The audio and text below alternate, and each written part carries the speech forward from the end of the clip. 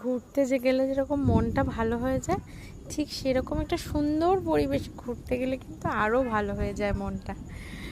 সেদিনকে ছেলেকে ক্রিকেটে খেলতে দিয়ে আমি আর ওর পাপা দুজনে মিলে একটু ঘুরতে বেরিয়েছিলাম। পরিবেশটা এত সুন্দর, জলের ধারে, আর একটা ছোট্ট এরকম রুফটপ কফি হাউস আছে এখানে, খুব সুন্দর পরিবেশ।